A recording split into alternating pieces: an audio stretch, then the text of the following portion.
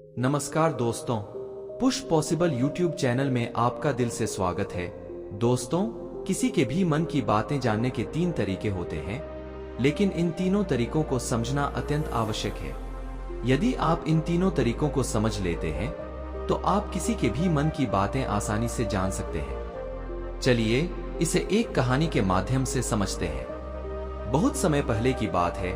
एक छोटा सा गांव था जिसमें 2 भाई रहते थे। बड़ा भाई अंधा था, जिसके कारण वह हमेशा घर पर ही बैठा रहता था और छोटा भाई खेती करता था। लेकिन खेतों में अधिक जानवर आने से पूरी फसल नष्ट हो जाती थी। इसके कारण छोटा भाई बहुत परेशान था। तब एक दिन उसने सोचा कि क्यों ना वह अपने बड़े भाई की मदद ले। वैसे भी बड़े भैया अंधे हैं और वह खेत में बैठे रहकर जानवरों को भगा सकते हैं। इसलिए उसने खुद एक छोटी सी झोपड़ी तैयार की और अपने अंधे भाई को उसे खेत में बिठा दिया। उसने अपने भाई से कहा, भैया, यदि कोई जानवर की आहट आपको सुनाई दे तो आप जोर जोर से चिल्लाना, जिससे वह जानवर खेत से भाग जाएगा और हमारी फसल नष्ट होने से बच जाएगी। बड़े भाई ने अपने छोटे भाई की सुनी और वह खेत में ही रहना शुरू कर दिया। जब भी किसी जानवर की आहट उसे सुनाई देती तो वह जोर जोर से चिल्लाना शुरू कर देता। इसके परिणाम स्वरूप जानवर उसके खेतों से भाग जाते और फसल नष्ट होने से बच जाती थी। एक दिन उसके खेत में एक हिरण की आहट सुनाई दी। हिरण ने खेत के बाड़ को तोड़कर भाग गया। इसका पीछा करते हुए एक राजा उस खेत में पहुंचा और अंधे भाई पर उसकी नजर पड़ती है।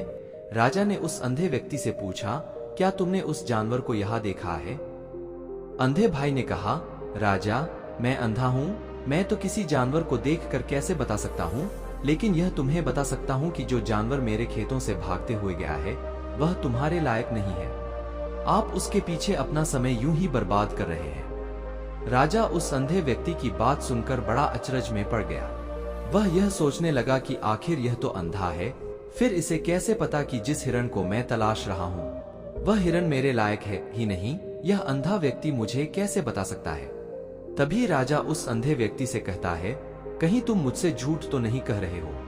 एक तरफ तुम यह कहते हो कि तुम अंधे हो और दूसरी तरफ तुम यह भी कह रहे हो कि जो जानवर यहाँ से भागा है वह मेरे लायक नहीं है। इस पर वो अंधा व्यक्ति कहता है, राजन, जिसे आप एक हिरण समझ रहे हैं वह एक हिरनी है और वह भी गर्भवती है।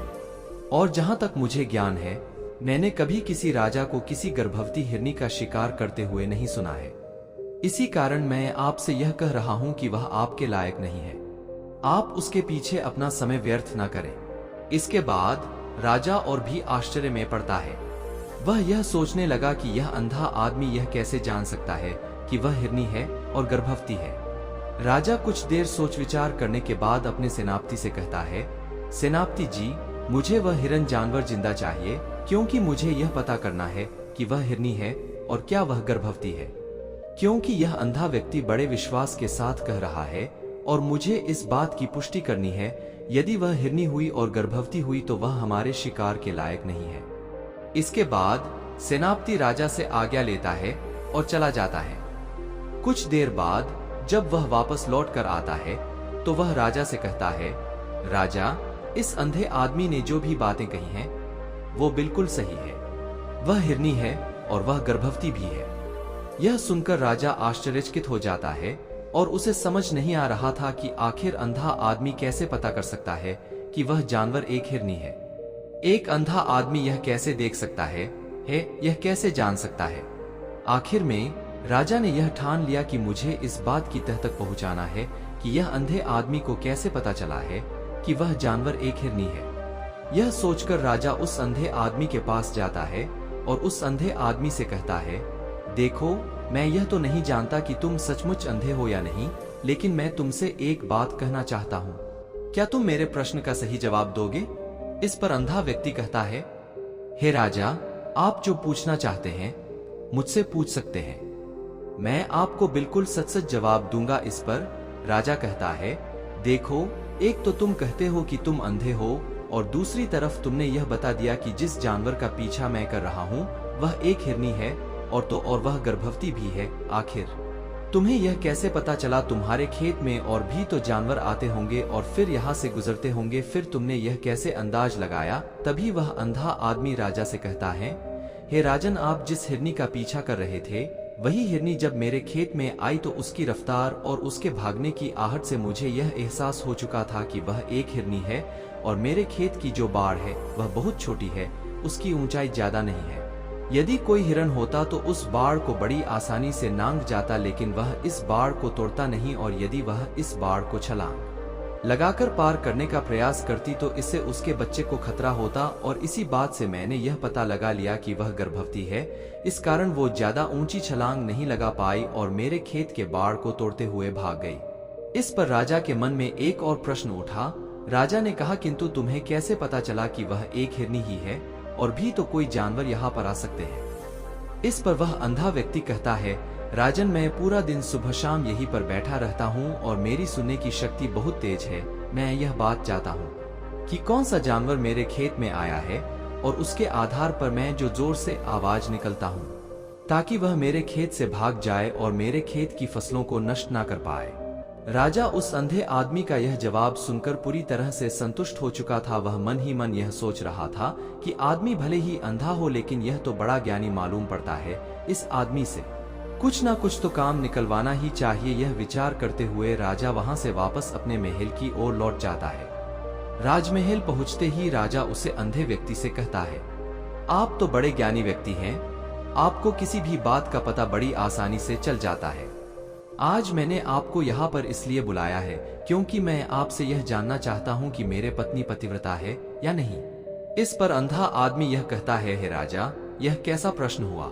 इस पर राजा कहता है, मैंने आपसे बिल्कुल उचित प्रश्न किया है, आप इस प्रश्न का उत्तर दीजिए। इस पर वह अंधा व्यक्ति कहता है, हे राजा, यह सारी बातें जाने दीजिए। आपकी शादी को इतने साल बीत चुके हैं और अब आप यह जानना क्यों चाहते हैं? आपके मन में ऐसे प्रश्न क्यों आ रहे हैं? इस पर राजा जिद करते हुए कहता है, देखिए, आपको मुझे इस प्रश्न का उत्तर तो देना ही होगा। यदि आप मुझे इस प्रश्न का उत्तर नहीं दोगे तो मैं आपको मृत्यु दंड दे दूंगा। राजा के मुख से यह बात सुनकर वह अंधा व्यक्ति कहता है, हे राजा, आप इस प्रश्न का उत्तर चाहते हैं तो उसके लिए आपको मेरा एक काम करना होगा। राजा कहता है, बोलो, मुझे क्या काम करना होगा। इस पर अंधा व्यक्ति कहता है, इसके लिए आपकी पत्नी को मेरे साथ एक कमरे में अकेले छोड़ना होगा। उस अंधे व्यक्ति की यह बात सुनकर राजा पहले तो क्रोधित हो जाता है, लेकिन फिर कुछ सोच विचार करने के बाद वह उस व्यक्ति की बात मान लेता है और अपने सेनापति को आदेश देता है, इस अंधे व्यक्ति को और मेरी पत्नी को एक कमरे में कुछ देर के लिए अकेला छोड़ दे। सेनापति बिल्कुल वैसा ही करता है। अब राजा की पत्नी और अंधा आदमी एक कमरे में बंद हो चुके होते हैं। तभी वो अंधा आदमी राजा की पत्नी से कहता है, मुझे आपको छूना है। इस बात पर रानी अत्यधिक क्रोधित हो जाती है और उस अंधे आदमी को पकड़ पकड़ कर पीटने लगती है, कभी हाथों से तो कभी लातों से, तो कभी पटक पटक कर इस तरह से उस अंधे आदमी को खूब पीटा। किसी तरह से वह अंधा आदमी अपनी जान बचाकर वहां से भाग निकलता है और वह राजा के पास पहुंचता है और वह राजा से कहता है, हे राजन, आपकी पत्नी पतिव्रता नहीं है।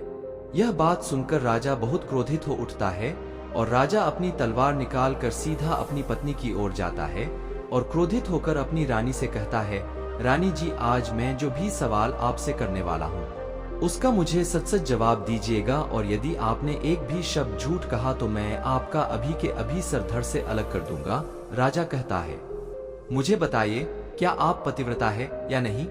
इस पर रानी कहती है, हे राजा, आप भले ही मुझे जान से मारवा दीजिए, लेकिन मैं पतिव्रता नहीं हूँ। राजा यह बात सुनकर बहुत खुश हुआ, क्योंकि उस अंधे आदमी ने जो भी कहा था वह बिल्कुल सच था। यह बात सुनकर तुरंत ही राजा उस अंधे आदमी के पास पहुंचता है और आकर उस अंधे आदमी से कहता है, तुम्हें कैसे पता चला कि मेरी पत्नी पतिव्रता नहीं है। इस पर वह अंधा आदमी कहता है, हे राजा, बड़ी सीधी सी बात है। मैंने तो आपकी पत्नी से बस इतना ही कहा था कि मुझे आपको छूना है, और इस बात पर वह इतना क्रोधित हो उठी, उन्होंने गुस्से में आकर मुझे लात घुसों से पीटना शुरू कर दिया। और भला कोई औरत किसी और मर्द को कैसे छू सकती है, लेकिन उन्होंने ना आप देखा ना तू बस मुझ पर लात घुसे बरसाने शुरू कर दिए।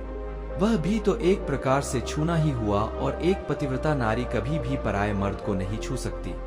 जब मैंने उसे छूने के लिए कहा था तो वह उस वक्त मुझे मना कर सकती थी, लेकिन उन्होंने तो मुझे पीटना शुरू कर दिया और देखते ही देखते उन्होंने मेरे पूरे शरीर को छू लिया। अब आप ही बताइए, ऐसी स्त्री भला पतिव्रता कैसे हो सकती है? इस पर राजा कहता है, तुम तो बड़े ज्ञानी मालूम पड़ते हो। अच्छा ठीक है, चलो तुम मेरे एक प्रश्न का और जवाब दो। यदि तुमने मुझे इस प्रश्न का सही सही जवाब दे देते हो तो मैं तुम्हें यहाँ से जाने दूंगा। आगे राजा उस अंधे आदमी से कहता है, तुम मुझे यह बताओ, क्या मैं सच में अपने पिताजी का ही बेटा हूँ या फिर किसी और का? इस पर वह अंधा आदमी भी कहता है, हे राजा, इस बात से आपका क्या लेना देना? आप किसी की भी औलाद हो, आखिर आप तो इस राज्य के राजा, इसलिए इस प्रश्न को जाने दीजिए। लेकिन राजा कहता है, नहीं, मुझे इस प्रश्न का सही सही जवाब चाहिए, अन्यथा यह प्रश्न मुझे हमेशा परेशान करता रहेगा। इसलिए मैं इसका सही सही जवाब जानना चाहता हूँ। यदि तुम इसका सही सही जवाब दे देते हो तो तुम यहाँ से जा सकते हो, मैं तुम्हें नहीं रोकूंगा। इस पर वह अंधा आदमी राजा से कहता है, हे राजन, इसके लिए तो मुझे आपकी माँ के पास भी जाने की कोई आवश्यकता नहीं है। मैं आपको अभी अभी यह बता सकता हूँ कि आप किसकी औलाद है, लेकिन उससे पहले मैं यह चाहता हूँ कि आप मुझे एक वादा करें कि आप मुझ पर क्रोध नहीं करेंगे। राजा ने कहा, मैं तुमसे वादा करता हूँ, मैं तुम पर क्रोध नहीं करूंगा।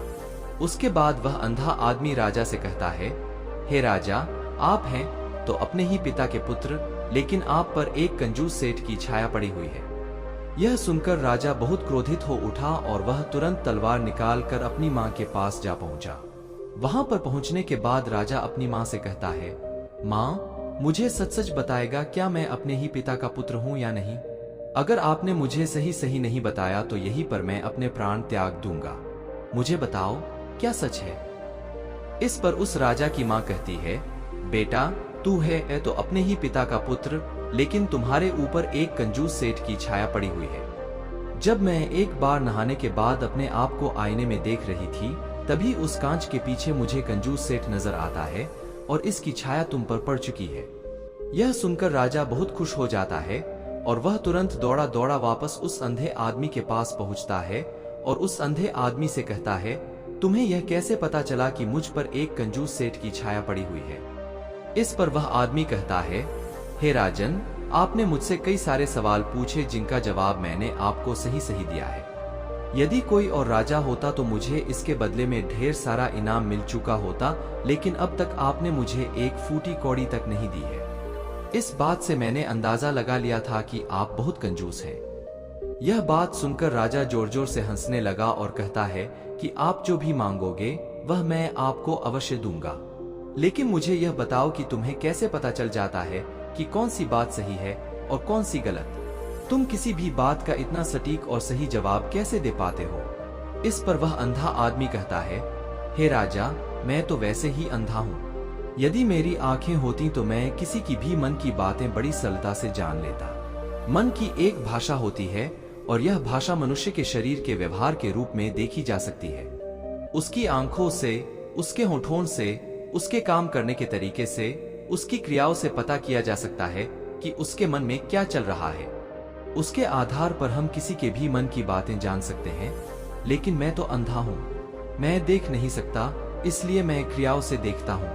यदि मुझे कोई बात जाननी हो तो अगले आदमी को कुछ काम देना पड़ता है, वह किस प्रकार उस काम को करता है, किस तरीके से इस काम को बताता है, उसके आधार पर ही मैं पता कर पाता हूँ कि उसके मन में क्या चल रहा है। तभी वह राजा कहता है, तो क्या इसका अर्थ हुआ कि मैं भी किसी के मन की बातें जान सकता हूँ? इस पर वह अंधा आदमी राजा से कहता है, हे राजा, अवश्य आप भी किसी भी व्यक्ति के मन की बातें जान सकते हैं, किंतु उससे पहले आपको अपने ऊपर काम करना होगा, और वह काम है अपने मन को शांत करना, अपने मन को वर्तमान में लाना, जिसके लिए मैं आज आपको 3 तरीके बताने वाला हूँ, और यह तीनों ही तरीके बड़े ही आसान और सरल है। किंतु हे राजा, उससे पहले आपको एक काम करना होगा, अपने मन को एकाग्र करना होगा। जब हम अपने मन को एकाग्र करते हैं, अपने मन को वर्तमान में लाते हैं, तो हम दूसरों के मन की बातें जान सकते हैं। वह आदमी अभी भी अपने मन में वर्तमान में सोच रहा है और हमें भी मन को वर्तमान में ही लाना होगा, तभी हम उसके मन की बातें जान सकते हैं। यदि हम अतीत में हुए घटनाओं के बारे में सोच रहे हैं, तो वह जो अगला आदमी वर्तमान में सोच रहा है, वर्तमान में अपने मन में बात कर रहा है, वह हमें कैसे जान पाएंगे? क्योंकि हम अतीत की घटनाओं में डूबे हुए हैं इसलिए किसी के भी मन की बात जानने के लिए सबसे पहले हमें हमारे मन को एकाग्र करना होगा, उसे वर्तमान में लाना होगा। आगे वह राजा से कहता है, हे राजा, जो 3 तरीके मैं आपको बताने वाला हूँ, इन 3 तरीकों से बड़ी आसानी से किसी के भी मन की बातें जान सकते हैं। उसके बाद वह अंधाधुन राजा से कहता है, हे राजन, जो सबसे पहला काम है वह है आंखों पर ध्यान देना। किसी व्यक्ति से बात करते वक्त उसकी आंखों में देखना, उसकी आंखों पर ध्यान देना जो सबसे ज्यादा जरूरी है, क्योंकि आंखें बोलती नहीं पर बहुत कुछ कह जाती है। यदि हम किसी व्यक्ति की आंखों के इशारों को समझना सीखें, हम यह जान पाएंगे कि व्यक्ति के दिमाग में क्या चल रहा है, वह क्या सोच रहा है और अभी वह क्या करने वाला है। मेरे पास आंखें नहीं हैं, लेकिन मैंने अपने गुरु से यह विद्या सीखी है, क्योंकि बहुत सालों पहले मेरे पास आंखें थीं और मैं उस वक्त के लोगों के मन की बातें केवल उनकी आंखों से ही जान लेता था। इसलिए यदि आप भी दूसरों के मन की बातें जानना चाहते हैं, तो आपको भी उनकी आंखों पर गौर करना चाहिए, जैसे कि उनका आकार कैसा है, वह कब, कहां और किधर देख रहे हैं। यह तो उसकी आंखें यहाँ वहां घूम रही हैं। जब आप उससे बात कर रहे हैं तो वह इधर उधर मोड़ रहा है, कभी ऊपर तो कभी नीचे, या कभी आसपास, या फिर उसके आंखें खुश नजर आ रही या फिर आंखें निराश नजर आ रही हैं। जैसे कि चोर होता है, उसकी आंखों में जब हम देखते हैं तो हमें यह पता चला है कि अगले आदमी ने कोई गलती की है। ठीक इस प्रकार जब हम किसी चालाक व्यक्ति की आंखों में देखते हैं तो आपको पता चलेगा कि उसकी आंखों में एक भाषा होती है, एक बहुत ही सीधा और आसान तरीका होता है। यदि आपको यह पता लगाना है कि सामने वाला व्यक्ति आपसे झूठ बोल रहा है या फिर सही, तो आपको उसकी आंखों पर ध्यान देना अत्यंत आवश्यक है। यदि आपसे बात करते वक्त वह व्यक्ति अपनी आंखों को यहाँ वहां घुमा रहा है, इधर उधर दाएं बाएं हर जगह देख रहा है, तो इसका अर्थ यह है कि वह उस बात से निकालने का कोई रास्ता ढूंढ रहा है और कोई झूठ बना रहा है। यदि सामने वाला व्यक्ति आपसे कुछ झूठ बोलने का प्रयास कर रहा है, तो वह आपसे नजर नहीं मिलाएगा, वह यहाँ वहां देखेगा, ऊपर नीचे देखेगा, लेकिन वह आपकी आंखों में आंखें डालकर कभी नहीं देख पाएगा, क्योंकि उसे डर है कि यदि उसने आपकी आंखों में आंखें डालकर देखी तो उसका झूठ पड़ा जाएगा और लोगों को सच्चाई का पता चल जाएगा। इस प्रकार कुछ और भी भाषा होती है। जब आप किसी की आंखों में आंखें डालकर देखना शुरू करते हैं, आप उसके हाव भाव ठीक इस प्रकार चेहरे पर देखते हैं, जिससे हम मन की बातें बड़ी आसानी से समझ सकते हैं और इन्हें भी समझना बहुत जरूरी है। कभी कभी कोई व्यक्ति अपने चेहरे से, जैसे आज होंठ और बहुत से कुछ अलग व्यवहार करता है। यदि आप किसी व्यक्ति के चेहरे में गौर करेंगे तो आप आसानी से समझ पाएंगे कि वह निराश है। जब व्यक्ति बहुत उदास होता है, वह फिर बहुत खुश होता है, या फिर उसे कोई बहुत बड़ा दुख है, वह अपने अंदर क्या महसूस कर रहा है, यह सब बातें हम उसके चेहरे के हाव भाव से पता कर सकते हैं। फिर चाहे इंसान जुबान से कुछ बोले या ना बोले, लेकिन आप उसके चेहरे से सब कुछ पता कर सकते हैं। आगे व्यक्ति राजा से तीसरा तरीका बताते हुए कहता है, हे राजा, इसी प्रकार तीसरी भाषा में है, अर्थात तीसरा तरीका भी, और वह हाथों के सहारे और शरीर का व्यवहार। मन की बात समझने के लिए हमें हाथ के सहारे और शरीर की हरकतों को समझना बहुत आवश्यक है। कोई व्यक्ति जब बात करता है तो आपने देखा होगा कि वो अपने हाथों को हिलाता रहता है, अपने हाथों से इशारा करता रहता है। बातों के साथ साथ अपने शरीर का जो व्यवहार है, अर्थात बॉडी लैंग्वेज, उसका भी पूरा उपयोग करता है, जिससे हमें यह पता चल पाता है कि वह व्यक्ति हमारी बातों पर कितना ध्यान दे रहा है और उसके मन में क्या चल रहा है।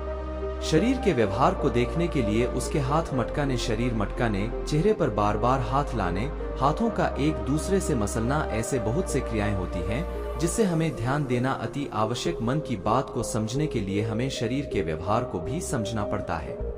यदि हम इन 3 तरीकों को सही तरह से ध्यान देकर इन तीनों तरीकों को अच्छे से समझ लेते हैं, तो हम बहुत जल्दी ही किसी भी व्यक्ति के मन की बातें बड़ी सरलता और सहजता से जान सकते हैं। इसलिए यदि आपको किसी के भी मन की बात जाननी है, तो आपको उसकी आंखों पर, उसके चेहरे पर, उसके शरीर के हाव भाव को और उसके हाथों को ध्यानपूर्वक देखना और समझना होगा, जिससे आप यह समझ पाएंगे कि आखिरकार उसके मन में क्या चल रहा है और वह क्या सोच रहा है। लेकिन उनसे पहले आपको अपने मन को एकाग्र करना होगा, शांत करना होगा और अपने मन को वर्तमान में लाना होगा। तभी आप उस व्यक्ति की इन सभी क्रियाएं पर ध्यान दे पाएंगे, उन्हें समझ पाएंगे। अन्यथा आप यदि अतीत की घटनाओं में व्यस्त हैं, भविष्य की योजनाओं में व्यस्त है, तो आप उस व्यक्ति की ओर ध्यान ही नहीं दे पाएंगे और ना ही आप कभी यह समझ पाएंगे कि आखिर उस व्यक्ति के मन में क्या चल रहा है, वह क्या सोच रहा है। आपने देखा होगा कि ऐसे कई बड़े संत महात्मा हैं जो बड़ी ही ध्यान से आपको देखते हैं और आपको देखकर यह बता देते हैं कि आपके मन में क्या चल रहा है, आप उनसे क्या जानने आए हैं। और इसका सबसे बड़ा प्रमुख कारण यही है कि वह आपको पढ़ सकते हैं, आपको समझ सकते हैं, आपके मन की बातें जान सकते हैं, क्योंकि उनका मन एकाग्र है, शांत है और यही कारण है कि वह आपके मन की बातें बड़ी सरलता से समझ जाते हैं। तो दोस्तों, उम्मीद करता हूं आपको इस कहानी से एक अच्छी सीख मिली होगी। यह कहानी आपको कैसी लगी हमें कमेंट बॉक्स में कमेंट करके जरूर बताएं और इस कहानी को अपने दोस्तों के साथ जरूर शेयर करें ताकि उन्हें भी इस कहानी से कुछ सीखने को मिल सके। धन्यवाद।